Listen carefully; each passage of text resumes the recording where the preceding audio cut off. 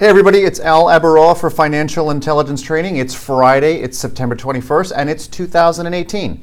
Now I am back in my Fort Lauderdale office after spending the week in Detroit and the Carolinas, both north and south. Now when I got to the Carolinas, I was on the west side of both of those states and didn't really see any of the Hurricane Florence damage. It's pretty amazing to me that on one side of the state you could have so much flooding occurring, yet on the other side of the state, just a few hours to the west, and you'd really never know any better. Now, on the subject of not knowing any better, we all know that saying, you don't know what you don't know. And how that applies to your financial plan, well, what you don't know, well, it can really hurt you. This week in my travels and in many of my meetings, I was reminded of the critical need for the proper understanding of the tools within your financial plan. So many people look to make a decision on the inclusion or exclusion of a tool truly because of a misunderstanding. Now, we've all heard the commercials of why somebody hates annuities. And let me tell you something, it's an awesome, catchy saying. In fact, if you yourself have an annuity, you might be right in hating that certain annuity.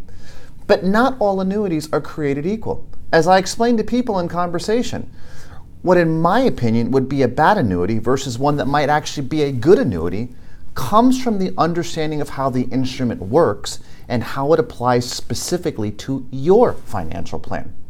Financial intelligence training students are taught how to diagnose what they have or what they are considering from a factual perspective. So what does that mean? Well, it can mean many things, but on the subject of annuities, either variable or fixed, you must first figure out what your goal is. Is it the highest income as a priority number one? Or is it possibly income with the hopes of some legacy planning? Is that an aspect of consideration? How strong of a consideration is it? So when I say how strong is legacy planning in a consideration, well, think of it like this. You may want to leave money for your beneficiaries. But even more important than leaving them money is not wanting to put yourself in a position that you have to move in with your beneficiaries. So you must understand how terms like cap, participation, spreads, how they can change within a contract, under what circumstances they would change. How will that impact the contract and ultimately the goal of that instrument within your financial plan? Well, what happens if your needs change? How will that work in conjunction with the rest of your financial plan? You see, it's my opinion that a bad annuity is exactly that, a bad annuity. And a good annuity, well, it's a good annuity.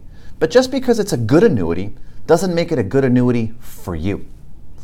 What happens if you currently have an annuity? Is it the best annuity that you can currently have to meet your needs? These are all extremely important questions that you must know the answers to from a factual perspective. Not what you think it is, but what you know it is. Now, there's so much concern in the marketplace right now, especially as the Dow is hitting new highs again. And that often leads to hasty or not well-informed decision-making processes. I strongly encourage those that are looking at the markets right now at these highs to take the opportunity to really understand all of your risks from a position of strength and not weakness. And that's not just on the subject of annuity, but that's on the subject of portfolio risk, correlation risk, and all of the other needs within the financial plan. I hope this helps call attention to some areas that are often overlooked or maybe looked at but misunderstood. So I'm going to switch gears for 1 second and I'm going to remind you that if you are trading and you're trading stocks and stock options, well, they do involve a substantial degree of risk and they're not suitable for all investors. And if you like the charts, as you know I do, well, guys, remember that past performance, it's not necessarily indicative of future results. I'm Al Abaroa for Financial Intelligence Training. Thanks for watching, everyone. Have a great weekend.